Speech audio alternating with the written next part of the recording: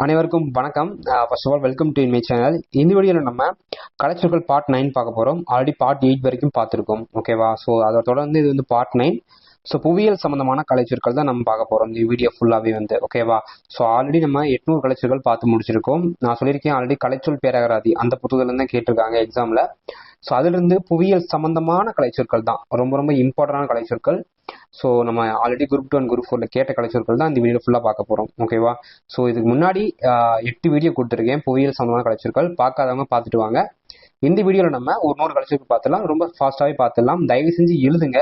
PDF வந்து கேட்காதீங்க. ஓப்பனாக நான் சொல்லிடுறேன். ஏன் அப்படின்னா நீங்கள் எழுதுனா மட்டும்தான் அது மைண்டில் ஸ்டோர் ஆகும். நீங்கள் என்னதான் பிடிஎஃப் பார்த்து படித்தாலும் கஷ்டம்தான். ஓகேவா? நீங்கள் எவ்வளோ வந்து பிடிஎஃப் பார்த்து படிப்பீங்க?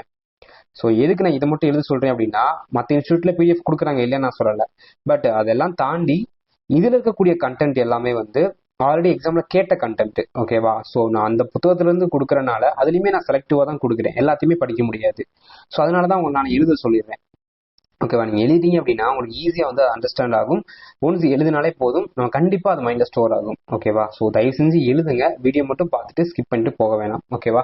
ஸோ தயவு செஞ்சு எழுதுங்க. அதுதான் ரொம்ப பெட்டராக இருக்கும். ஓகேவா? ஸோ வாங்க நம்ம வீடியோக்குள்ள போகலாம். ஃபர்ஸ்ட் பாருங்க, ரீஃப் செக்மெண்ட் அப்படின்னா திட்டு பகுதி அப்படின்னு அர்த்தம். ஓகேவா? ஸோ அடுத்து ரீஃப் ஸ்லோப் அப்படின்னா திட்டு சரிவு. உங்களுக்கு தெரியும் ஸ்லோப் அப்படின்னாலே சரிவு அப்படின்னு தெரியும். இந்த ரீஃப் அப்படின்னா திட்டு, அந்த பாலத்துக்கு மேலே திட்டு போட்டிருப்பாங்க, அந்த மாதிரி திட்டு இருக்கும் இல்லையா? ஸோ அதை நம்ம ரீஃப் அப்படின்னு நம்ம சொல்லுவோம் இங்கிலீஷில்.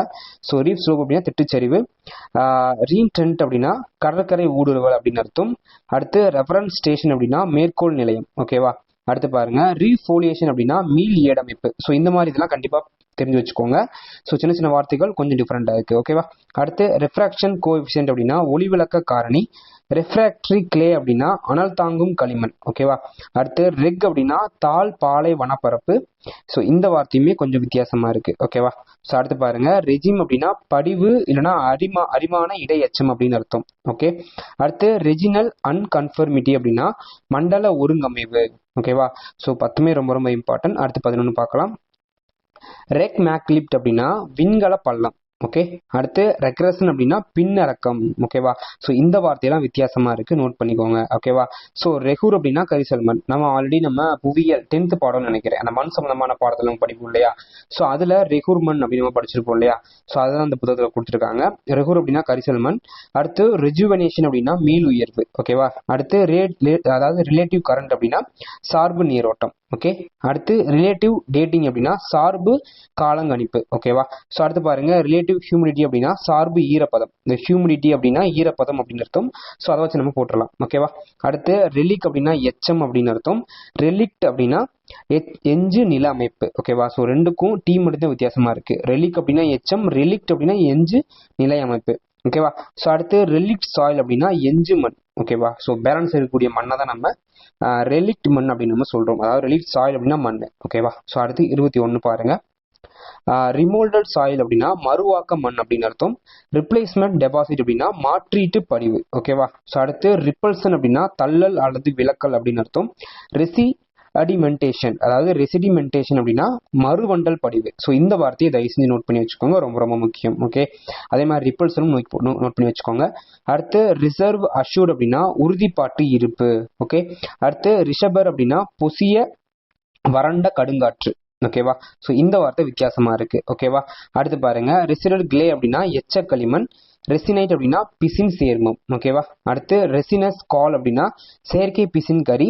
ரெசினஸ் லஸ்டர் அப்படின்னா செயற்கை பிசின் பளபளப்பு. லஸ்டர் அப்படின்னாலே பளபளப்பு. ஸோ அதை வச்சு நம்ம வச்சுக்கலாம். ஓகேவா?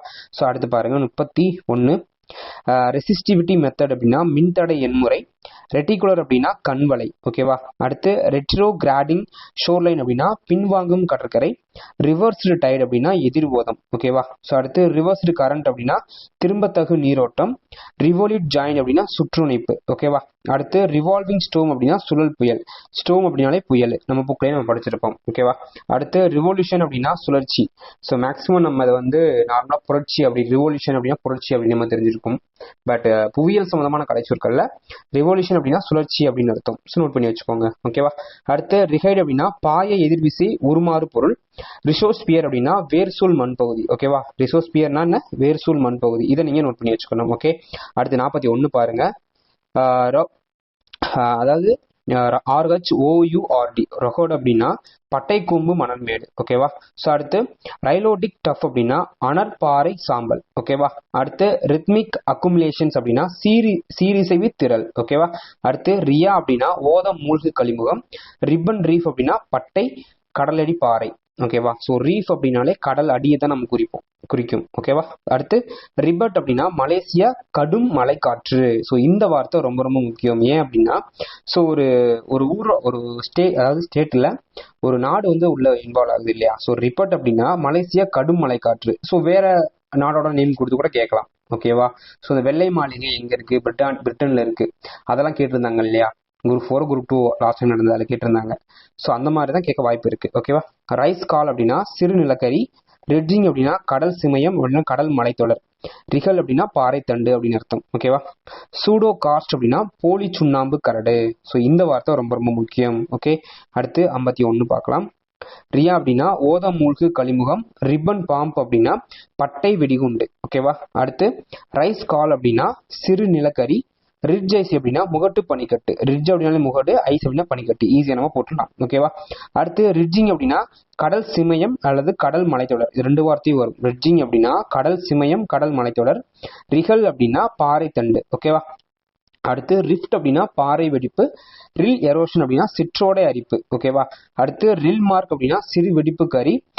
ரிம் ஜிப்சம் அப்படின்னா மென்படல கனிக்கல். ஜிப்சம் அப்படின்னா ஒரு கனிமம். ஓகேவா. அது நம்ம ரிம் ஜிப்சம் அப்படின்னா மென்படல கனிக்கல் அப்படின்னு அர்த்தம். ஓகேவா. ஸோ அடுத்து 61 பாருங்க. ரிமா அப்படின்னா நீண்ட குறுகிய இடைவெளியில், அதாவது இடைவெளியில் வரும். இடைவெயில் தான் வரும். நீண்ட குறுகிய இடைவெயில், அதாவது நம்ம பகல்ல வெயில் அடிக்குது இல்லையா. ஸோ அதை நம்ம சொல்றாங்க. ஓகேவா. அடுத்து ரிம்ராக் அப்படின்னா விளிம்புற்று சுவர். ஓகேவா. அடுத்து அதே ரிம்ராக் அப்படின்னா பாறை விளிம்பு. இது 2மே வரும். ஓகேவா. ஸோ நீங்க நோட் பண்ணி வச்சுக்கோங்க. அடுத்து வந்து பார்க்கலாம். அடுத்து ரிங் ஃபால்ட் அப்படின்னா வளைய பிளவு அப்படின்னு அர்த்தம். ஓகேவா. ஸோ ரிங் ஃபால்ட் அப்படின்னா வளைய பிளவு அப்படின்னு அர்த்தம். இந்த ரிம்மட் விளிம்பு சுவர் இருக்கு இல்லையா. ஸோ அதுக்கு வந்து ரிம்டு வால்னு வரும். ஓகேவா. ஸோ நான் மாற்றி டைப் பண்ணிட்டேன். ரிம்டு வால் அப்படின்னு வரும், மாற்றிக்கோங்க. அது மட்டும் ரிம்டு வால் அப்படின்னா விளிம்புற்று சுவர். அதே ரிம்ராக் அப்படின்னா பாறை விளிம்பு. ஸோ இதை மட்டும் கொஞ்சம் சேஞ்ச் பண்ணிக்கோங்க. ஓகேவா. ஸோ இது வராது. ரிம்டு வால் அப்படின்னா விளிம்புற்று சுவர். ரிம்ராக் அப்படின்னா பாறை விளிம்பு. ஓகேவா. அடுத்து ரிங் ஃபால்ட் அப்படின்னா வளைய பிளவு. ரிங் காம்ப்ளெக்ஸ் அப்படின்னா உட்புகு வளைய அமைப்பு. ஓகேவா. ஸோ அடுத்து பார்க்கலாம். ரிங் ஃபிஷர் அப்படின்னா வளைய விரிசல். ரிங்கிட் அப்படின்னா சிலிக்கான். ஸோ இந்த வார்த்தையை நோட் பண்ணி வச்சுக்கோங்க. ரிங்கிட் அப்படின்னா சிலிக்கான் அப்படின்னு அர்த்தம். ரிப் அப்படின்னா காயல் அல்லது நீர்ப்பரப்பு. ஸோ காயல் அப்படிங்கிறது நம்ம நீர்ப்பரப்புன்னு சொல்லுவோம். அதான் பிராக்கெட்ல கொடுத்துருக்கேன். ரிப் அப்படின்னா நீர்ப்பரப்புன்னு கூட நான் வச்சுக்கோங்க. ஓகேவா. ரிப் சேனல் அப்படின்னா காயல் கால்வாய். ஸோ சேனல் அப்படின்னா என்ன, கால்வாய். ஸோ நீங்க கூட இந்த அந்தமான் நிக்கோபார் தீவு, அப்புறம் அது வந்து லட்சத்தீவுகள் எத்தனை டிகிரி சேனல் நம்ம இங்கிலீஷ்ல படிக்கிறப்போ நம்ம படிச்சிருப்போம். அது எத்தனை டிகிரி வந்து கிராஸ் பண்ணுது அப்படின்னு நம்ம படிப்போம் இல்லையா. ஸோ அதான் வந்து ரிப் சேனல் அப்படின்னா காயல் கால்வாய். ரிபிள் பெட்டிங் அப்படின்னா குற்றலை குறுகிய படகை. அதாவது ரிபிள் பெட்டிங் அப்படின்னா குற்றலை குறிப்படுகை அப்படின்னு அர்த்தம். அடுத்து பார்க்கலாம். 71 ரிபிள் பிஸ்கட் அப்படின்னா மலையடுக்கு அமைவு. ரிபிள் அப்படின்னா சிற்றலை. ஓகேவா. அடுத்து ரிவர் பேசின் அப்படின்னா ஆற்று வடிநிலம். ரிவர் பெட் அப்படின்னா ஆற்று படுகை. ஓகேவா. அடுத்து ரிவர் கிளிஃப் அப்படின்னா ஆற்று ஓங்கல். ரிவர் டைட் அப்படின்னா ஆற்று நீர் ஓதம். ஓகேவா. அடுத்து ரிவர் வேலி அப்படின்னா ஆற்று பள்ளத்தாக்கு. வேலி அப்படின்னாலே பள்ளத்தாக்கு, சமவெளி அப்படின்னு நம்ம சொல்லுவோம். ஓகேவா. அடுத்து பாருங்க. ரிவர் வாஷ் அப்படின்னா ஆற்று படுகை மண். ராக் கிளேசியர் அப்படின்னா பாறை பனியாறு. ரோடன் அப்படின்னா குறிப்புயரி. ரோடன் அப்படின்னா குறிப்புயரி. கொஞ்சம் வித்தியாசமா இருக்கு வார்த்தைகள். ஓகேவா. அடுத்து ரொட்டேஷன் அப்படின்னா பயிர் சுழற்சி. நார்மலா தெரியும் ரொட்டேஷன் அப்படின்னா சுழற்சின்னு தெரியும். பட் புவியியல் சார்ந்ததுல பயிர் சுழற்சி அப்படின்னு சொல்றோம். அடுத்து ரொட்டேஷன் கிரேசிங் அப்படின்னா மேய்ச்சல் சுழற்சி. ரோட்டிஃபரா அப்படின்னா உருளுடலிகள் அப்படின்னு நம்ம சொல்றோம். ஓகேவா. கிராப் அப்படின்னா வரிசை பயிர்கள். ரப்பிஷ் அப்படின்னா குப்பை அப்படின்னு அர்த்தம். ரன் ஆஃப் அப்படின்னா மழை நீரோட்டம். ஓகேவா. அடுத்து ரன் ஆஃப் பிட் அப்படின்னா வலிவு நீர் தேக்க குழி. ரஸ்ட் அப்படின்னா பூஞ்சை நோய். ஸோ இதெல்லாம் நீங்க நோட் பண்ணி வச்சுக்கணும். ரஸ்ட் அப்படின்னா பூஞ்சை நோய். சாக்ரட் க்ரோவ் அப்படின்னா புனித தோப்பு. சாக்ரட் க்ரோவ் அப்படின்னா புனித தோப்பு. சேஃப்டி லேம்ப் அப்படின்னா காப்பு விளக்கு. ஓகேவா. ஸோ அடுத்து 91 பார்க்கலாம். சகல் அப்படின்னா சேகல் வறட்சி பகுதி, அதாவது வறட்சி பகுதியே சொல்றாங்க சகல் அப்படிங்கிற நேம்ல. ஓகேவா. சலைன் அல்கோ சாயில் அப்படின்னா உப்பு கலர் மண். ஸோ உங்களுக்கு தெரியும் சலைன் அப்படின்னாலே உப்பு தண்ணி தான். ஓகேவா. அதை நம்ம சொல்றோம். சலைன் அல்கலி சாயில் அப்படின்னா உப்பு கலர் மண் அப்படின்னு அர்த்தம். சாலினிட்டி அப்படின்னா உப்புத்தன்மை. சாலினிசேஷன் அப்படின்னா உப்பேற்றம், அதாவது அயனிசேஷன் ஆகுது நம்ம சொல்றோம் இல்லையா. ஒரு அயனி ஏற்றம் ஆகுது, இல்லாட்டி நெகட்டிவ் அணி, அதாவது மின்னேற்றம் மின்னிறக்கம் அப்படின்னு நம்ம சொல்லுவோம் பிசிக்ஸ்ல. ஸோ அதான் இங்கே சொல்றோம். சேலினேஷன் அப்படின்னா ஒரு NaCl காம்பவுண்ட் வந்து ஒன்று வந்து ஆட் ஆகுது ஒரு இதில், அதான் நம்ம சொல்றோம். ஓகேவா. சால்ட்டு டம் அப்படின்னா உப்பு கவிகை. ஓகேவா. சால்ட்டு டூம் அப்படின்னா உப்பு கவிகை. சால்ட்டு பேன் அப்படின்னா உப்பளம். சால்ட்டு ஸ்ட்ரெஸ் அப்படின்னா உப்பு தாக்கம். சால்டேஷன் அப்படின்னா துள்ளல். சால்ட் ஃபிங்கரிங் அப்படின்னா உப்பு செறிவு கலத்தல். சாம்பிள் அப்படின்னா பதக்கூறு. ஓகேவா. மொத்தம் நம்ம 100 பார்த்துருக்கோம். 100மே ரொம்ப ரொம்ப சிம்பிள் தான், கஷ்டம்லாம் ஒன்றும் இல்லை. ஸோ நீங்கள் இந்த 100மே எழுதி வச்சுக்கோங்க தயவு செஞ்சு. ஸோ ஃபைனலாக உங்களுக்கு ஒரு 5 இது கொடுத்துருக்கேன். ரிவர் பிஸ்கட்னா என்ன, ரிட்ஜ் கால் அப்படின்னா என்ன, ரிட்ஜ் ஐஸ்னா என்ன, ரெசனேட் என்ன, ரெக்ரேஷன் என்ன. ஸோ இந்த 5க்கும் உங்களுக்கு ஆன்சர் தெரிஞ்சிருக்கும். ஓகே, ஆல்ரெடி நம்ம 100 பார்த்தோம் இல்லையா, அதில் தான் நான் கொடுத்துருக்கேன். ஸோ கண்டிப்பாக நீங்கள் கமெண்ட் செக்ஷனில் சொல்லணும். ஓகேவா. ஸோ மற்றபடி இந்த வீடியோ பிடிச்சிருந்துச்சு அப்படின்னா மறக்காம லைக் அண்ட் சப்ஸ்கிரைப் பண்ணிக்கோங்க. இது மாதிரி நிறைய வீடியோஸ் வந்து சப்ஜெக்ட் எடுத்து பார்க்கலாம். சீக்கிரமாகவே சிலபஸில் முடிச்சிடலாம், அதாவது கலைச்சொற்கள் டாப்பிக்கில். ஓகேவா. So thank you friends, thank you.